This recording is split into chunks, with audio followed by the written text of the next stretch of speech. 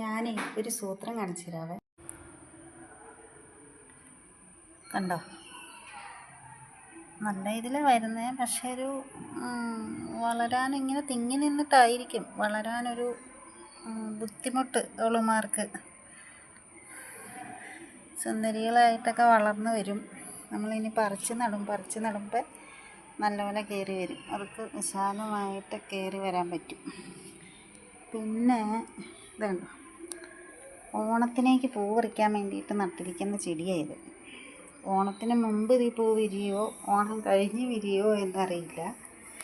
എങ്കിലും ഒരു പ്രതീക്ഷയോടെ നമ്മൾ നനച്ച് വളർത്തുക. എപ്പോഴെങ്കിലും ഇടട്ടെ അല്ലേ. ഇതൊക്കെ നമ്മുടെ ചെടികളാണ്. നമ്മൾ കുറേ ചെടികളും കുറേ തക്കാളി അങ്ങനെയുള്ള ഇതെല്ലാം പറിച്ച് കളഞ്ഞു.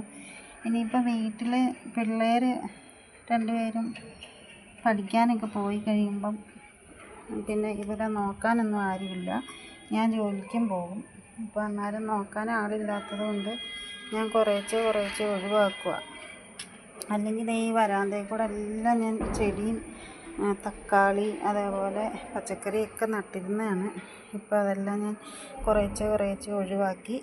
ഇപ്പോൾ ഇത്രച്ചയാക്കി. ഇതിങ്ങനെ നിൽക്കുമ്പോൾ പറിച്ച് കളയാൻ തോന്നണില്ല. അതുകൊണ്ട് ഇങ്ങനെ നിർത്തിയേക്കണം. ഇനി ഉണങ്ങി പോകുന്നതനുസരിച്ച് ഓരോന്നോരോന്ന് കളയാമെന്ന് വിചാരിച്ചിരിക്കുന്നു.